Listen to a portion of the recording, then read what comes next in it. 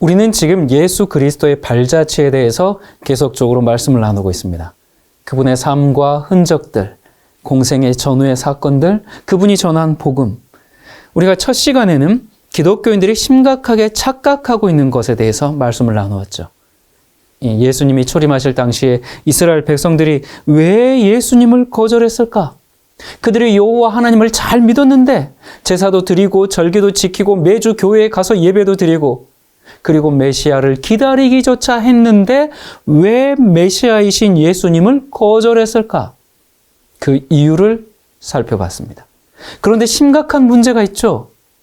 이게 2000년 전 이스라엘만의 문제가 아니라 오늘날 현대 기독교회가 이 마지막 시대에 유대교회의 모습을 반복하고 있다는 것입니다.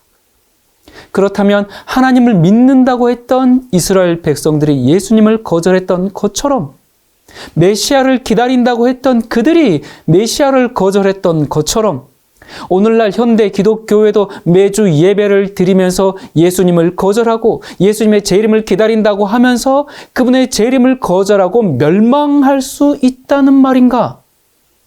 심각한 질문이죠. 자, 두 번째 시간에는 예수님의 어린 시절과 그분의 성장기에 받았을 고난과 고통에 대해서 우리가 깊이 묵상했습니다. 그리고 예수님이 어떤 사람에게 또 어디에 마음이 끌리는지에 대한 그런 은혜의 말씀을 나눴죠. 예수님께서는 권력에도 끌리지 않고 재물이나 인기 이런 것에는 전혀 끌리지 않는 분이셨죠. 예수님은 그런 걸 한 번도 탐내 본 적도 없고 높은 자리에 오르려고 애쓴 적도 없고 무엇에 끌린다고 했어요? 자기의 죄를 애통하면서 자기를 죄에서 구원해 줄 구주를 찾는 그 마음에 끌린다고 했습니다. 우리의 마음이 정말로 나의 이 연약함을 깊이 느끼면서 이 사망의 몸에서 구원해 줄 그 예수님을 부르짖을 때 주님께서는 우리의 이 마음에 끌려오지 않을 수가 없는 것입니다. 우리의 심령이 늘 주님을 찾기에 갈급했으면 좋겠습니다. 세 번째 시간에는 광야에서 외치는 심판과 구원에 대한 이 침례 요한의 애끓는 부르짖음을 들었죠. 우리 모두가 우리 자신을 사랑한다는 그 죄악에 빠져 있기 때문에 하나님의 큰 능력이 아니면 도무지 희망이 없는 우리의 상태를 보았습니다. 우리를 하나님 앞에 설 수 있게 하는 것은 교단적으로 어디에 속하는 것이 아니고 어떻게 해야만? 참된 열매가 있어야만. 그리고 네 번째 시간에는 한국교회 신뢰도 조사 결과 응답자의 74%가 불신한다고 했는데 왜 이 지경이 되었는지, 그러면 우리는 어떻게 해야 하는지 우리가 침례 요한과 헤롯 이 두 사람의 인생을 비교해 보면서 지금 나는 어느 길로 가고 있는지, 십자가의 길을 간다는 것은 무엇이며 말씀에 대한 순종은 어떻게 하는 것인지 그 은혜로운 말씀을 나눴습니다.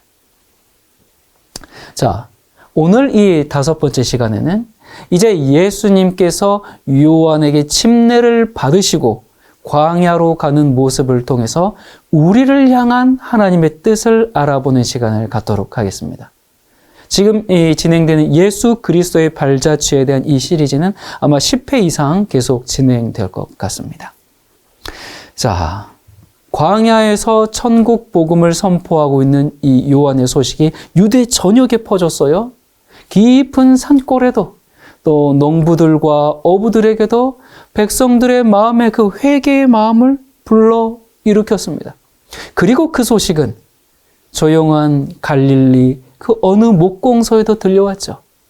예수님은 이곳에서 이것이 바로 자기의 때가 됐구나, 그 신호인 것을 깨닫게 되셨죠. 때가 참해. 그래서 예수님은 목공소를 폐업하시고 문 닫습니다. 이제 그렇게 폐업하시고 홀로 계시는 어머니에게 큰 절을 올리면서 마지막 고별 인사를 드린 후에 요단강을 향하여 떠났습니다. 여기 보면 마리아의 남편 요셉의 얘기는 나오지가 않아요. 그걸 보면 아마 나이가 들어서 이제 사망했을 겁니다. 예수님이 지금 이제 공생이 시작한 지가 30세니까 그 요셉의 자녀들은 예수님보다 나이가 더 많았겠죠? 모두 다 성장해서 이제 결혼해서 나가서 살고 예수님이 홀어머니를 모시고 살았습니다. 제가 전에 그 예수님의 형제들 얘기를 한 적이 있죠. 그 마가복음 6장 3절에 이 사람이 마리아의 아들 목수가 아니냐, 야고보와 요셉과 유다와 시몬의 형제가 아니냐, 그 누이들이 우리와 함께 여기 있지 아니하냐 하고 예수를 배척한지라. 여기 보면 요셉에게 최소 6명의 자녀가 있었다는 것을 우리가 알 수 있습니다. 야고보, 요셉, 시몬, 유다, 아들 4명과 누이들이라고 했으니까 최소한 2명 이상. 자, 우리에게 알려진 사람은 이제 예수님 이 형제 중에서 예루살렘 교회의 의장이 되어가지고 역사상 처음으로 교회 총회를 개최하고 또 그래서 총회의 이제 총회장으로서 사도행전 15장 얘기가 나오지 않습니까? 그리고 또 야고보서의 저자이기도 한 그 야고보와 그리고 유다를 기록한 유다. 그래서 이 야고보와 유다가 예수님의 형제들이에요. 우리가 이제 알고 있는 인물들입니다. 자, 근데 이 형제들이 예수님의 제자였나요? 아니죠. 예수님 사역에 찬성했나요? 잘한다 그렇게 가족들이 지지를 했나요? 아니죠. 어떻게 했어요? 예수님을 엄청나게 반대했죠. 그 사역을 반대하고 예수님이 귀신 들려서 저러는 거다. 아우, 저 정말 쟤 왜 저러냐. 이런 그 가족들이었어요. 근데 처음에는 이렇게 예수님의 사역을 반대했지만 우리가 이제 그들의 회심의 이야기는 구체적으로 알 수 없지만 이들이 십자가 이후에 회심하고 교회의 일꾼이 된 것을 우리가 알 수가 있습니다. 자, 근데 이 6명은 마리아가 낳은 자식이 아니라 제가 지난번에 요셉의 그 전처의 소생이라고 말씀을 드렸어요. 근데 이제 몇몇 분들이 성경에 그런 얘기가 나오나요? 그렇게 이제 궁금해하는 분들이 계셨어요. 그거를 좀 우리가 좀 짚고 설명하고 넘어가면 좋을 것 같습니다. 여러분, 마리아는 평범한 여인이었어요. 그렇기 때문에 예수님을 낳은 후에 계속 아이를 낳는 것은 아주 자연스러운 현상이죠. 그래서 마리아가 낳은 그 예수님의 동생들이다 그렇게 생각할 수 있어요. 하지만 우리가 성경을 이제 전체적으로 문맥을 깊이 보면 마리아가 낳은 그 마리아의 자녀들이 아닐 가능성도 있구나라는 걸 우리가 알 수 있습니다. 그 이유들은 10가지 정도로 정리해 볼 수가 있겠어요. 첫 번째, 하나님께서 마리아를 택하신 것은 당시 가장 경건하며 가정교육을 잘 시킬 수 있는 훌륭한 여인이었기 때문에 그랬을 겁니다.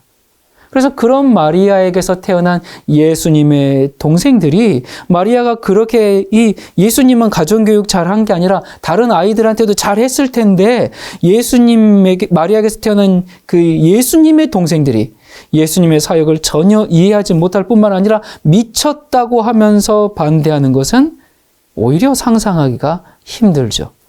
자, 그리고 두 번째, 유대인의 그 동양적인 풍습을 우리가 생각해 보면 동생들이 형을 미쳤다고 비난하고 핍박하는 것은 좀 비정상적인 일이죠.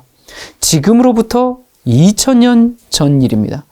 여러분이 같은 동양 문화를 가지고 있는 우리 사회를 한번 생각해 보세요. 장자에 대한 그 권위와 그때 당시의 문화를 생각해 볼 때 이건 상식적인 일이 아니죠. 그러나 이게 나이 차이가 좀 있는 이복 형제들이라면 해결이 됩니다.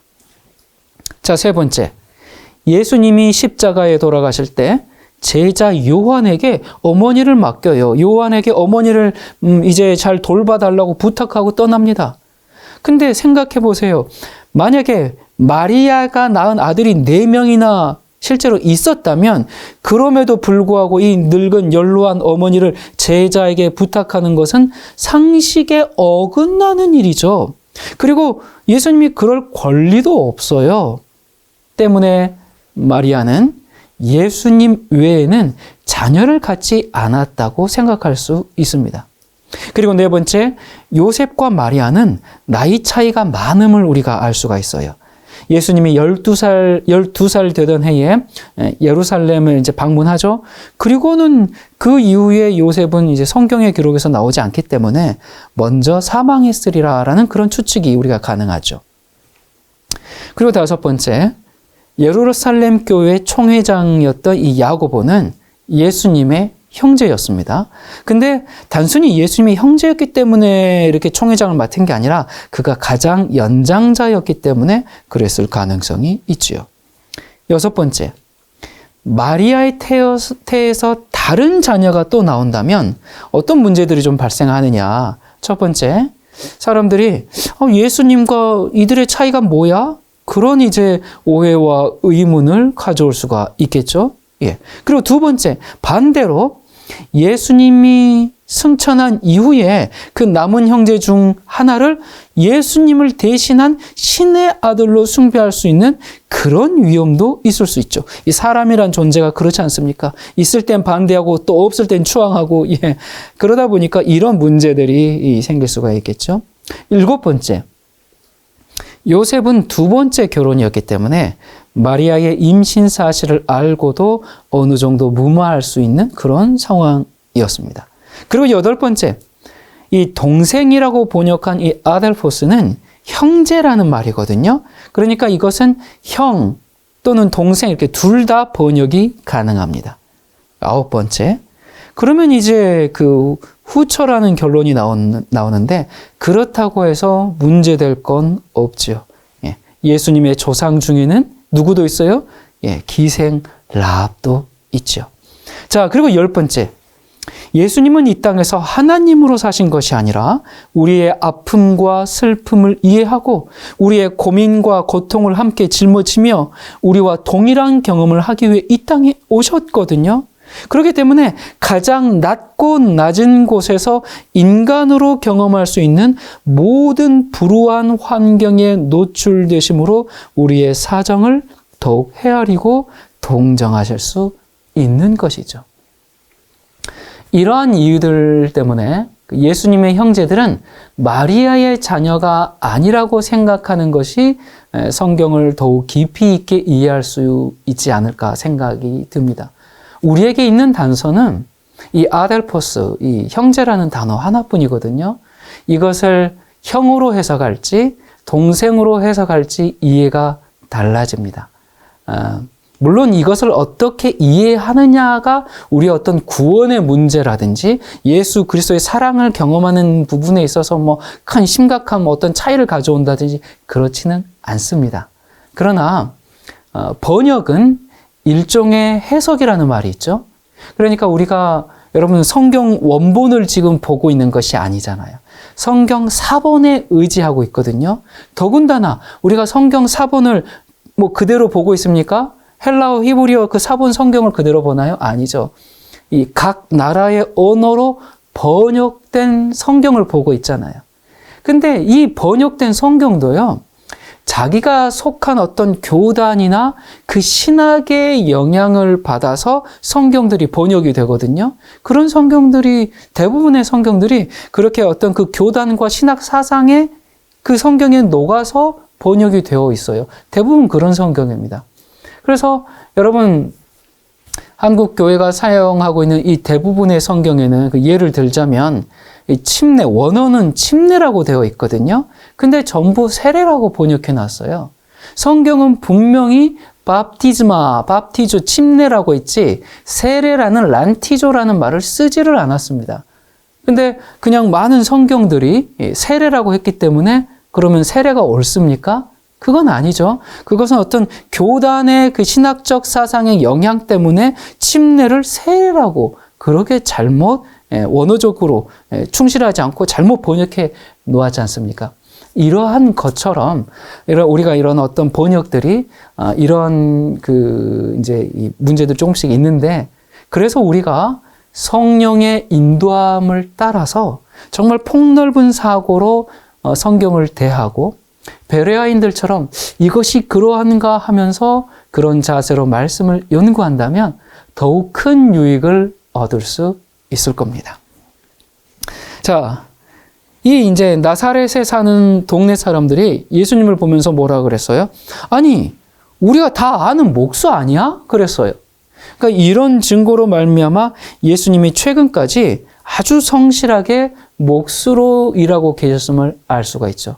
여러분 그런 얘기 들어보셨습니까? 저기 이제 기독교를 비판하는 사람들이, 예수님을 부정하는 사람들이 그 예수님의 기록이 이제 12살 이후에 기록이 없잖아요. 그러다 보니까 예수님이 저기 어디 가서 불교를 공부하고 왔을 것이다. 어디 가서 뭐 이슬람 뭐 이런 종교 그 숭배를 하고 뭐 이러고 와가지고 왔다. 뭐 이런 얘기 들어보셨습니까? 예. 근데 보세요. 그랬다면 이 동네, 나사렛 동네 사람들이 예수 저 어렸을 때 모습은 기억하는데 그새 많이 달라졌네 라고 말했겠죠. 근데 여기 지금 동네 사람들이 뭐라 그랬어요? 우리가 다 아는 목수 예수 아니야? 라고 했어요. 이걸 보면 그런 주장들이, 그러니까 뭐 예수님 어디 가서 불교를 공부하고 왔다, 뭐 이런 것들이 얼마나 허무맹랑한 이야기인지 우리가 성경을 조금만 자세히 봐도 알 수가 있죠. 예수님은 목수 역할을 공생의 부르심 직전까지 하고 계셨어요. 자, 그런데 이제 예수님의 때가 됐습니다. 그런데 연로한 어머니를 홀로 두고 갈 수밖에 없어요. 이 하나님의 부르심을 확실히 깨닫고 이 땅에 오신 사명을 이루기 위해서 어쩔 수 없이 어머니에게 작별 인사를 하고 떠나갑니다. 홀어머니를 두고 집을 떠나야 하는 이 발걸음이 참 쉽지 않았겠죠? 아마 많은 분들이 이런 경험을 했을 겁니다. 고향에 어머니를 홀로 두고 공부하러 떠날 때 정말 우셨던 분들 많을 겁니다. 또 어머니를 홀로 두고 객지에 돈 벌러 갈 때 우셨던 분들 많을 겁니다. 명절에 고향 내려갔다가 짧은 기간 함께하고 뒤돌아올 때 눈물 훔치셨던 분들 많을 겁니다. 그런데 예수님은 지금 어머니와 작별한 후에 어디로 가요? 죽으러 갑니다. 저기서 돈 벌어서 엄마한테 계좌로 보내주는 것도 아니고 홀로 계신 어머니가 어떻게 먹고 살지, 편찮으시면 병원에 누가 모시고 갈지, 그리고 무엇보다 언제 다시 볼 수 있을지 기약도 없이 떠납니다. 이 두 모자의 이별의 광경 한번 생각해 보십시오. 여러분, 작별은 언제나 힘듭니다. 그런데 죽으러 가는 작별이라니 얼마나 가슴 아프셨겠습니까? 자, 그런데 이 장면은 우리의 인생에서 우리가 어떻게 살아야 할 것인지를 아주 확실하게 보여주는 그런 모습이에요. 많은 사람들이 자기가 해야만 하는 어떤 의무 때문에 하나님께서 부르시고 그에게 맡겨주신 일을 하지 못하는 경우가 종종 있습니다. 부모를 공경하는 것은 십계명에 나타나 있는 아주 중대한 의무예요. 맞아요. 그래서 생각해 보세요. 만약에 예수님이 난 십계명을 지켜야 해, 그렇게 생각을 하고 홀어머니를 두고 내가 어떻게 가겠느냐, 이렇게 할 것 같으면 주님이 이 땅에 오셔서 이루고자 하신 사명을 어떻게 이루겠어요? 그냥 어머니 돌아가실 때까지 계속 집에서 어머니 봉양하고 있어야 될 것 아니겠습니까?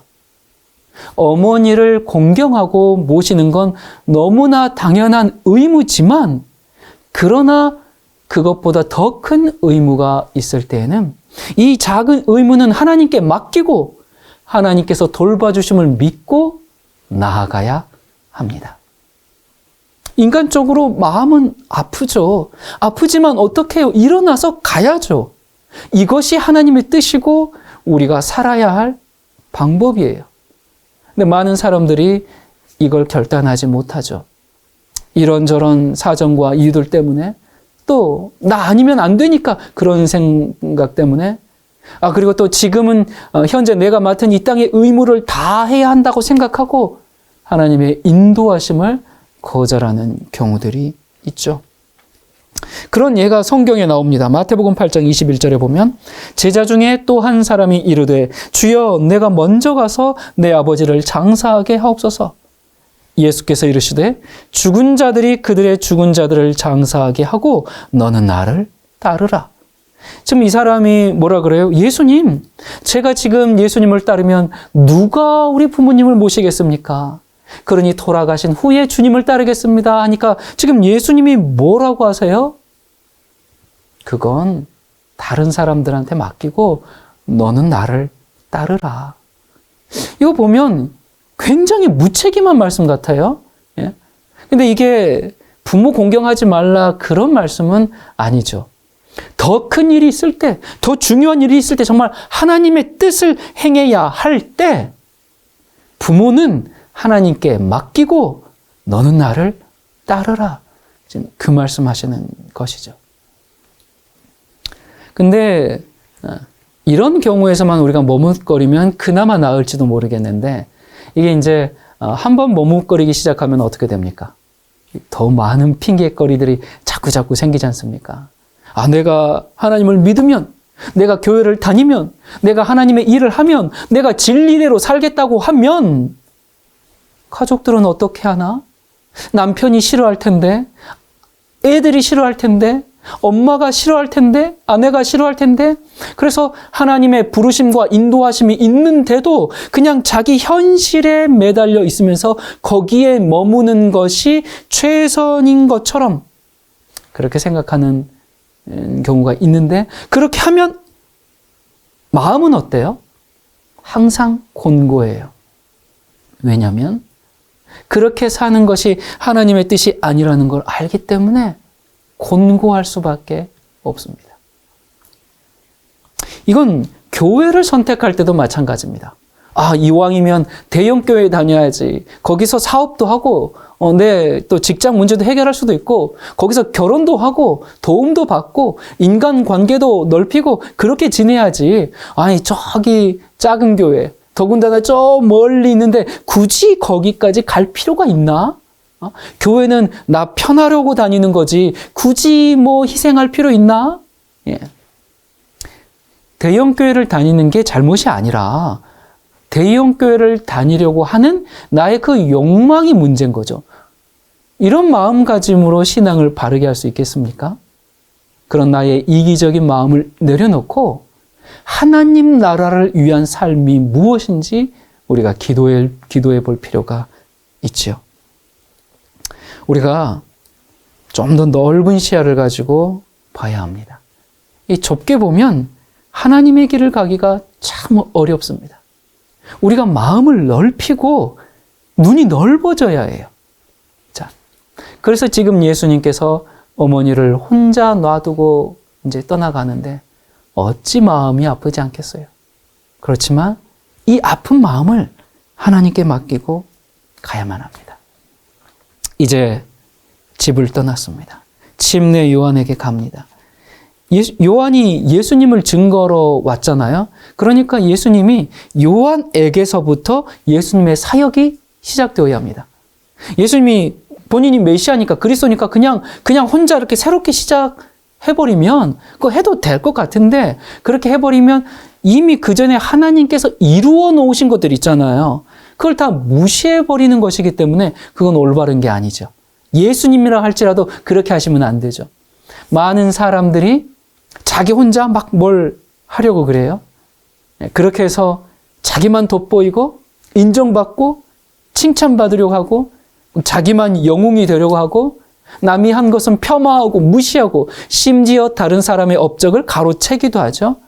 또 혼자 뭘 막 했다가도 이제 하나님께서 그 일을 계속해서 이어받아서 해야 할 어떤 사람을 이렇게 세우면 그것을 시기하고 질투심이 생겨서 그 사람과 원수가 돼버리는 경우들이 있죠.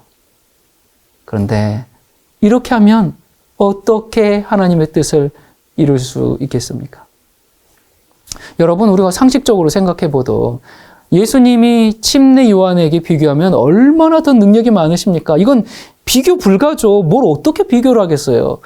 그럼에도 불구하고 예수님이 혼자 독단적으로 나를 따르라 그렇게 시작하지 않으셨어요.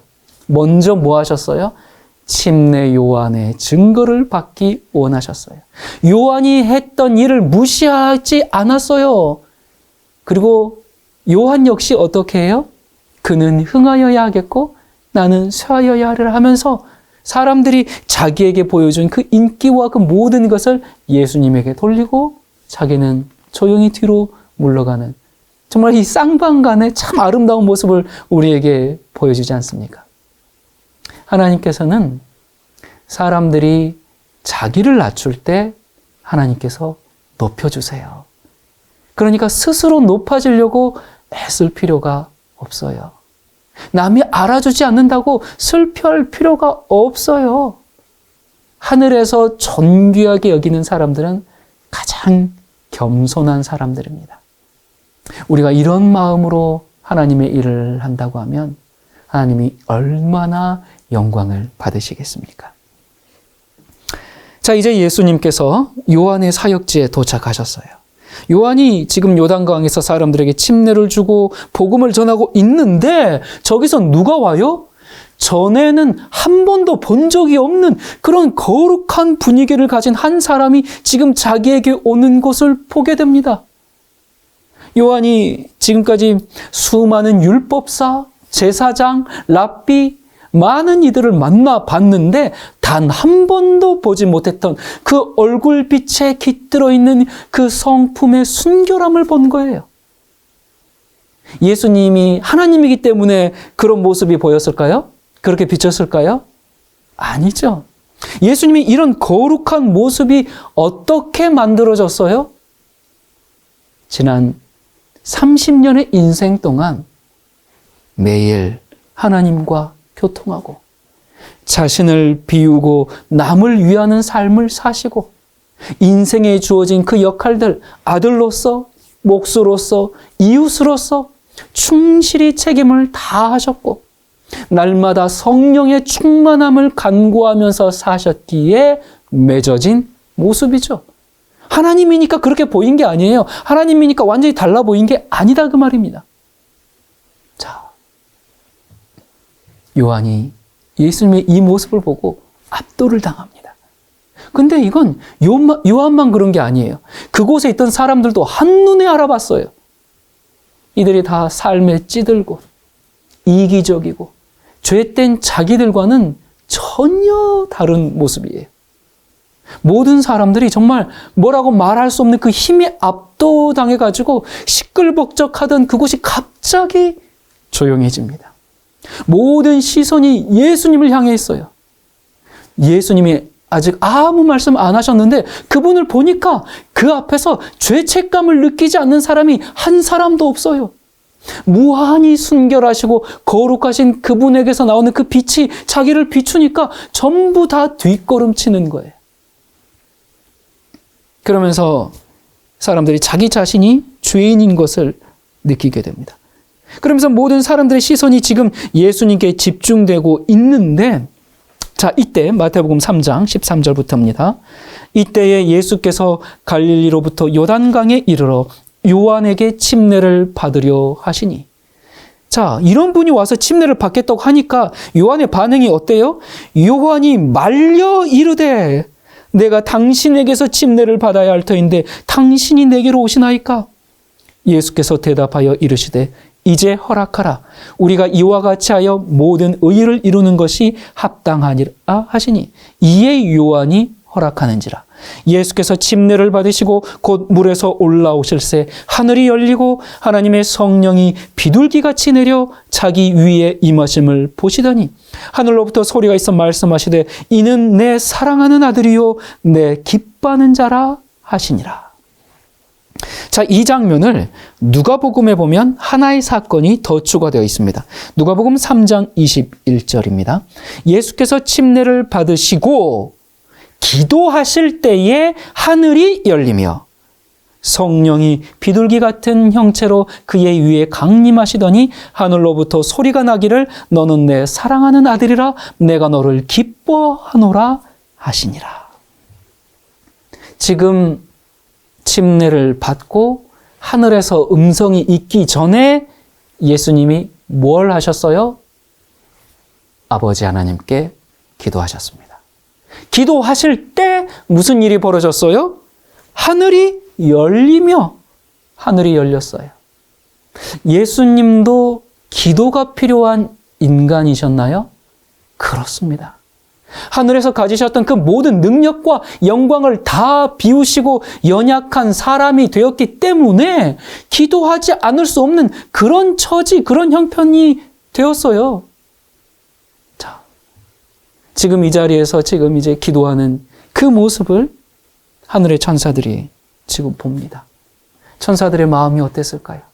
자기들이 그렇게 존경하고 그분 앞에서 경배하고 그분의 명령을 따르는 것이 자기들의 최고의 기쁨이었던 그들이 이제 그 연약한 인간이 되어서 눈물로 하나님께 기도하는 그 모습을 볼 때 천사들이 정말 이 하나님의 사랑, 이 신비, 그 마음에 깊은 감동을 받았을 거예요.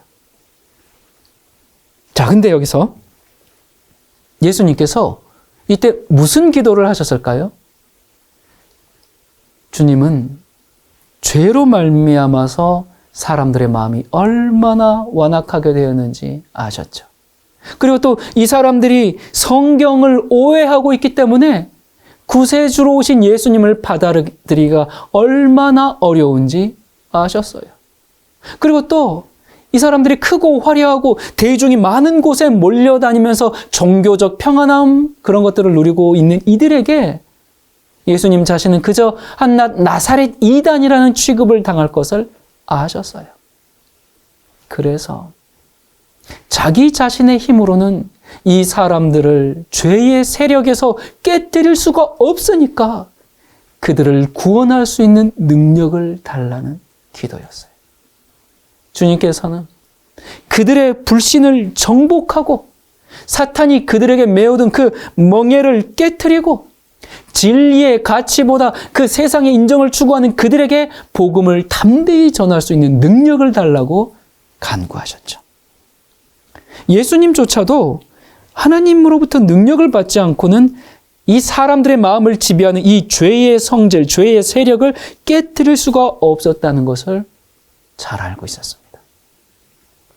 그래서 아버지 하나님께 그들을 지배하고 있는 그 사탄의 세력과 그들의 마음속에 깊이 꿈틀거리고 있는 그 죄의 뿌리, 그 죄의 세력을 깨트리고 그들을 죄의 사슬에서 끊어내어 건져낼 수 있도록 그들을 해방시키는 그 능력을 달라고 구하고, 그리고 모든 인류가 자기의 사역, 그리스도의 십자가, 부활, 승천으로 말미암아 구원받을 수 있도록 기도하셨어요. 그리고 하나 더, 예수님이 하늘의 기억을 가지고 온 게 아니잖아요. 본인이 하나님이었다는 그 과거의 기억이 없어요. 우리처럼 하나님을 믿는 믿음으로 자신이 메시아 됨을 깨우치신 거 아닙니까? 그러니까 하나님의 확실한 증거가 필요했어요. 그래서 자신이 내가 하나님의 아들 메시아 그리스도로 이 땅에 온 것이라는 그 증거를 좀 주십시오라고 간구하셨을 겁니다. 그래서 그 기도의 응답으로 하늘이 열리며 음성이 들렸습니다. 그때 물로만 침례를 받으신 것이 아니라 성령의 침례가 임했고 예수님께 그 능력이 주어졌죠. 자, 여기 예수님이 요단강에서 침례를 받으셨는데요. 이 침례는 죄 있는 사람들이 받는 겁니다. 그러면 예수님께서 죄가 있어서 죄를 씻기 위해서 침례를 받으셨나요? 아니죠. 아닌 거 분명해요. 예수님은 죄가 전혀 없으신 분이시죠. 그런데 왜 침례를 받으셨을까요? 우리의 모본으로서 우리가 가야 할 길을 가셔야 했으니까 그렇다고 하는데, 침례는 죄를 씻는다는 그 의미 이상으로 어떤 의미가 있냐면 세상에 대하여는 죽는다라는 그런 의미가 있죠. 세상에 대하여는 내가 죽고 오직 하나님을 향해서만 사는, 그래서 이 침례는 예수님께서 십자가에 달려 돌아가시는 그런 것과 같은 의미를 갖고 있어요. 사도 바울이 내가 그리스도와 함께 십자가에 못 박혔나니 그러잖아요. 언제 못 박혔어요? 그냥 영적으로 나는 마음을 하나님께 바쳤어, 그걸 그렇게 표현한 것일까요? 물론 그럴 수도 있어요. 그런데 실제로도 십자가에 못 박히는 일이 있었어요. 그게 뭐냐면 침례를 받음으로. 침례가 회개, 용서, 죄 씻음 이런 것뿐만 아니라 세상에 대하여는 죽는다. 이걸 내포하고 있잖아요. 그래서 예수님께서 세상에 대해서는 전적으로 죽고 오직 하나님께만 충성한다는 그런 사람들의 모본으로 또한 서약으로 침례를 받으셨어요. 그리고 이 침례가 바로 십자가의 예표입니다. 여러분, 이 회개라는 것을 여기서 조금 더 좀 생각해 보면 좋을 것 같습니다.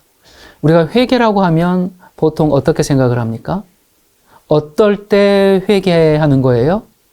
우리가 죄 지을 때 회개한다고 사람들이 생각하죠. 그러면 죄를 안 지을 때는 회개를 안 하나요? 예, 사람들이 되게 그렇게 생각을 하죠. 그런데 죄를 안 지어도 회개를 해야 하는가?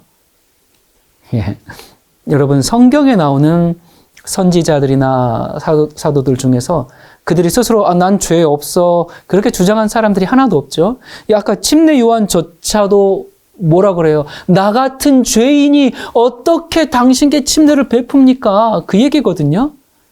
여러분 정말 태초부터 지금까지 자기가 아무리 성화되고 아무리 거듭나고 정말 주님과 동행하는 삶을 산다고 할지라도 자기에게 죄가 없다 그렇게 주장한 사람은 하나도 없어요. 있다면 그건 미친 사람들이나 그렇게 하는 거죠. 자, 그러면 그들이 늘 죄를 짓고 살기 때문에 나는 죄인이야 뭐 그랬을까요? 사도 바울이 노년에 내가 죄인 중에 괴수라 그렇게 고백하는데 그게 내가 계속 죄를 지어가지고 정말 괴수처럼 이 대빵이 되었다 뭐 이런 죄인 중에 그런 말일까요? 그거 아니죠. 여러분 이 사람들은 정말 죄를 짓기보다는 차라리 자기 생명을 포기하는 것이 더 낫다고 생각하면서 살았던 그런 사람들인데 자기가 죄인이라고 하는 거 보니까 계속 죄를 지으면서 살았다는 얘기일까요? 근데 그랬으면 좋겠죠? 왜냐하면 그래야 나도 죄에 대한 핑계가 조금 생기니까. 근데 여러분, 죄는 우리 눈에 보이는 어떤 행위적인 것만이 아니죠. 하나님을 닮지 아니한 모든 것이 죄된 겁니다. 그래서 우리의 회개는 끝이 없는 거예요. 여러분, 성경에 나오는 아무리 대단한 사람들도 우리와 같은 본성을 가지고 있잖아요. 우리의 본성이 죄대요. 그래서 이 사람들도 죄의 유혹을 받고 살았어요. 더 이상 그 죄의 유혹을 받지 않는 그런 경지에 도달한 사람 있을까요?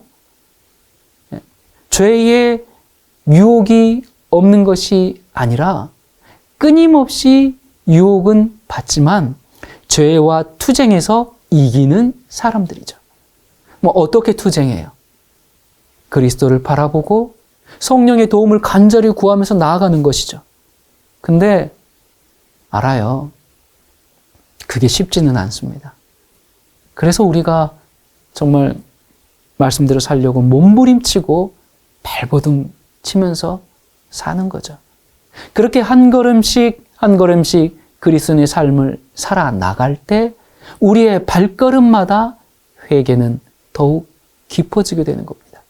그러니까 죄를 지어서 그 죄를 회개하는 회개는 그것도 회개인데 그건 깊은 회개가 아닙니다. 그리스도와 함께 그 길을 걸어가면 걸어갈수록 예수님과 동행하면 동행할수록 그 회개가 더 깊어지는 겁니다.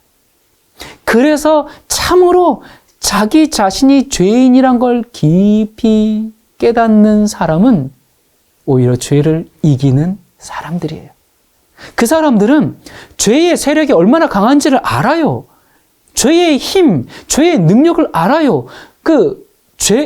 왜요? 싸우다 보니까 그 힘이 얼마나 강한지 알죠. 그런데 죄와 살고 있는 사람은 죄를 이기는 그 능력을 체험할 길이 없죠. 왜요? 죄하고 같이 사니까. 그러나 죄를 이기려고 하면 뭘 해야 돼요? 우리가 죄의 생각과 싸우잖아요. 싸우니까 그 죄의 힘을 압니다. 그렇겠죠? 그러니까 그냥 자기 속에 있는 이 그 죄의 힘을 그 성질에 따라서 그냥 살아버리는 사람은 그 힘이 얼마나 강한지 몰라요. 그냥 막연하게 나는 죄인이다. 그렇게만 생각해요. 주님, 저는 죄인입니다. 여러분, 오늘날 현대 기독교인들이 이런 개념만 가지고 있습니다. 그냥 막연하게 나는 죄인이다 그래요. 왜냐하면 맨날 죄 짓고 회개하고 용서받고 죄 짓고 회개하고 뭐 이러니까 그냥 그러다 보니까 나는 죄인이야. 나는 어쩔 수 없어. 이런 수준이에요. 죄와 싸우지 않기 때문에 피 흘려 싸우지 않고 죽기까지 싸우지 않기 때문에 정말 그 죄의 세력, 죄의 능력, 죄의 힘이 얼마나 강한지 몰라요. 자기 속에 있는 그 죄의 성질이 어떤 것인지 몰라요. 그러나 자기 속에 있는 죄와 싸우는 사람은 그 힘이 얼마나 강한지 알겠죠. 사탄이 심하게 유혹하면 할수록 그 강한 세력과 싸우는데 자기는 힘이 없으니까 하나님께 더욱 의지할 수밖에 없습니다. 그래서 그 죄의 힘을 점점 더 크게 느껴요. 깊이 느껴요. 그래서 이 죄에 대한 회개가 더 깊어질 수밖에 없는 겁니다. 이 사람들은 그냥 자기가 지은 어떤 죄들을 회개하는 것이 아니고 자기 속에 있는 그 죄의 성질, 그 본성 때문에 내게는 선한 것이 하나도 없구나 하는 그 인식 때문에 하나님 앞에 나가서 고백을 하고 눈물을 흘리고 자기들의 연약함을 탄원하고 그래서 하나님의 능력이 아니면 안 되는 걸 아니까 간구하고 그렇게 합니다. 우리가 죄를 지으면서는 회개가 깊어질 수가 없어요. 그냥 반복적인 지금 그런 회개를 말하는 것이 아닙니다. 여러분, 이게 무엇인지 여러분 이해되십니까?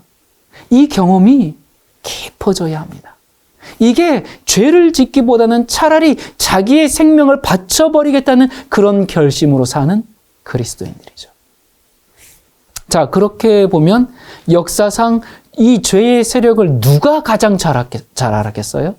한 번도 죄를 지어보지 않았던 분, 끊임없이 죄와 싸워 투쟁해서 이겨셨던 분, 예수님이 가장 잘 알았죠. 여러분, 예수님만큼 죄로부터 사탄으로부터 그 심한 공격을 받은 분이 없었어요. 또 그만큼 죄의 공격에 고통스럽고 고난을 당하고 억눌림을 당하고 그런 분이 없었어요. 예수님만큼 그렇게 처절한 시험과 죄의 세력의 압박을 당한 분이 없었어요. 예수님이 이런 위기에 노출되어 있으니까 뭐 하실 수밖에 없어요? 예수님은 엄청난 위기에 노출된 분이거든요. 뭐 아이언맨처럼 무슨 슈트를 입고 있는 게 아니잖아요. 그냥 정말 발가벗긴 채 노출되어 있어요. 사방에서 불화살이 쏟아지고 사탄이 가만두질 않고 계속 공격해요. 그러니까 예수님이 뭐 하실 수밖에 없어요. 자기에게 능력이 없는데. 그래서 기도하실 수밖에 없습니다. 근데 어떻게 기도하셨어요? 히브리서 5장 7절에 예수께서는 인간으로 세상에 계실 때에 자기를 죽음에서 그 죄에서 구원하실 수 있는 분께 큰 부르짖음과 많은 눈물로써 기도와 탄원을 올리셨습니다. 하나님께서는 예수의 경외하심을 보시고 그 간구를 들어주셨습니다. 자, 예수님이 이제 침례를 받으셨어요. 이제 거룩한 사명을 수행하셔야 하는 이 순간에 그래서 예수님은 이제 공생의 시작, 이제 정말 시작인데 지금도 기도하면서 살아오셨지만 이제야말로 뭐 하실 수밖에 없어요? 더욱더 기도하실 수밖에 없어요. 예수님이 의지할 거라고는 기도밖에 없어요. 그래서 누가복음 3장 21절 예수께서 침례를 받으시고 기도하실 때에 하늘이 열리며 성령이 비둘기 같은 형체로 그의 위에 강림하시더니 그 다음 무슨 소리가 들려요? 하늘에서 소리가 나기를 너는 내 사랑하는 아들이라 내가 너를 기뻐하노라. 증거를 주셨습니다. 예수님께 확신을 주셨습니다. 예수님께 능력을 주셨습니다. 모여있는 사람들이 이 음성을 들었습니다. 하늘로부터 성령께서 임하는 모습도 보았습니다. 듣고 보았어요. 와, 이분이야말로 메시아다. 여러분 생각해 보세요. 마음에 확신이 안 오겠습니까? 근데 또 요한이 또 뭐라고 외쳐요? 보라, 세상 죄를 지고 가는 하나님의 어린 양이로다. 하나님의 아들이라고 대놓고 외쳐요.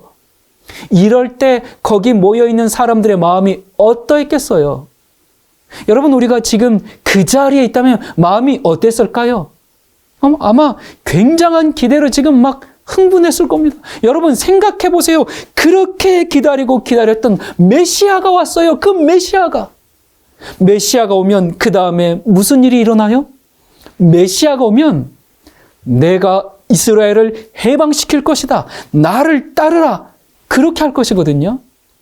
그렇게 한다고 랍비들이 회당에서 가르쳤어요. 교회에서 목사님한테 그렇게 배워왔단 말이에요. 그런데 그렇게 배우고 기다려왔던 그 메시아가 지금 자기들 눈앞에 있는 거예요. 그러니 이 백성들의 마음이 어땠겠습니까? 이제는 드디어 때가 된 겁니다. 그래서 모든 사람들이 지금 굉장히 흥분된 마음으로 자, 이제 예수님께서 어떻게 할까? 관심을 가지고 이제 그분에게서 내가 메시아야 하는 그 선언하는 말씀이 나오기만을 지금 고대하고 있어요. 그런데 예수님께서 어떻게 해요? 예수님이 침례를 받으실 때 하늘에서 빛이 쫙 비치면서 징조도 주셨잖아요. 그러면 이제 뭐라고 좀 선포해도 좀 되잖아요. 그런데 예수님이 별로 반응이 없어요. 침례 받고 물에서 나오셨어요. 자, 그 다음에 예수님이 뭐 해요? 예수님이 뭘 해야 돼요? 그래서 기도하셨거든요. 능력을 달라는 기도도 하셨지만 침례 받고 나왔는데 하나님, 이제 뭘 해야 할까요? 어디로 갈까요? 아마 그 기도도 하셨을 겁니다. 여러분, 예수님이라고 다 계획하시고 이렇게 거기에 따라서 움직인 거 아닙니다. 침례 받고 나오셨어요. 이제 요한에게서 증거를 받았어요. 세상 지고 간 하나님의 어린 양이 그 메시아라는 선언도 들었어요. 이제 예수님이 하나님께 묻습니다. 하나님, 이제 뭐 해야 돼요? 그렇게 물으셨어요. 그래서 예수님의 계획이 아니라 마태복음 4장 1절에 그때에 예수께서 성령에게 이끌리어 마귀에게 시험을 받으러 광야로 가사. 기도 응답으로 성령께서 이끄시니까 따라갔습니다. 기도를 하시더니 어딘가를 향해 가세요. 어디 가요? 광야로 가세요. 아니, 지금 사람들이 기대를 잔뜩 하고 있잖아요. 그러면 네, 잠시 다녀올 테니 기다리거라. 이런 말 한마디 좀 해주면 안 돼요? 아무 말씀도 안 하고 그냥 광야로 가요. 처음에는 사람들이 어땠을까요? 모든 사람들이 그냥 다 따라갔을 겁니다. 메시아인데, 메시아라는 증거를 그들이 듣고 보았잖아요. 그러니까 하늘이 열리고 하늘에서 음성도 들리고 하늘에서 빛이 비치고 성령이 비둘기처럼 임하고 그리고 침례 요한은 이분이 메시아라고 확정해 줬어요. 그러니까 이 사람들이 예수님을 따라가죠. 자기들이 보고 들었으니까 아주 열망을 가지고 그 뒤를 따라갑니다. 예수님이 가는데 이게 예루살렘으로 가야 되는데 반대 방향으로 가세요. 시간은 점점 흘러가는데 이걸 보니까 왕궁으로 가요? 아니요. 이상한 데로 가요. 불편한 데로 가요. 자기들이 기대하는 것이 전혀 아니에요. 어디로 가요? 광야로 가요. 점점 광야로 가는데 그럴 때마다 기대한 것만큼 실망이 강하게 몰려와요.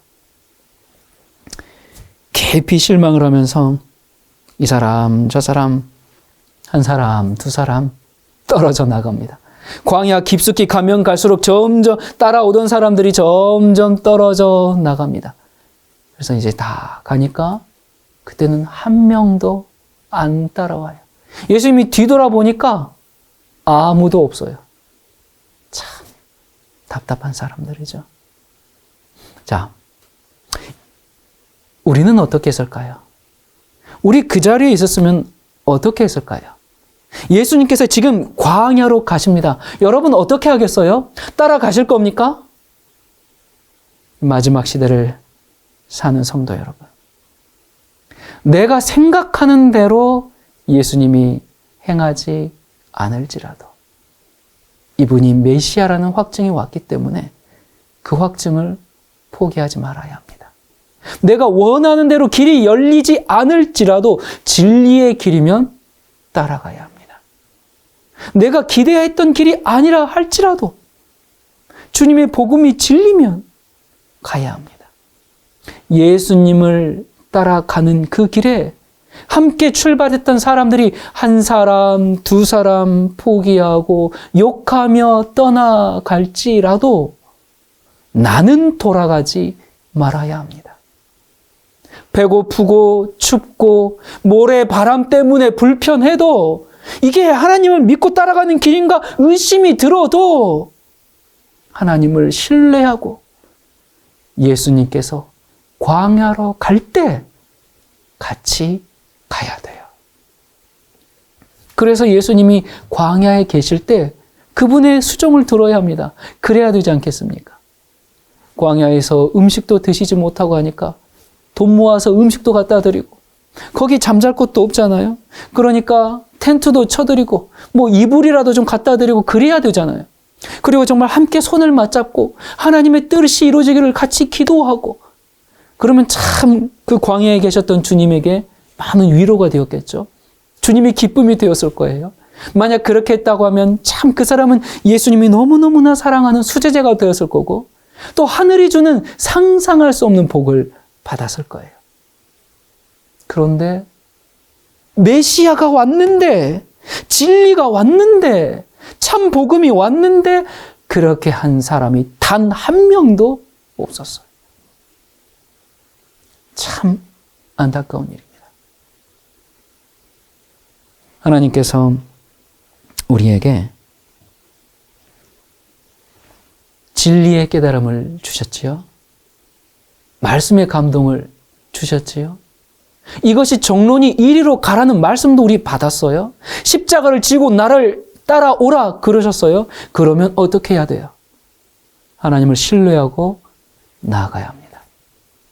그 길을 갈 때 좀 반대되는 여러 가지 일들이 생겨난다고 해서 그것을 포기하지 마시기 바랍니다. 그 길이 좀 외롭고 힘들다고 해서 중단하지 마시기 바랍니다.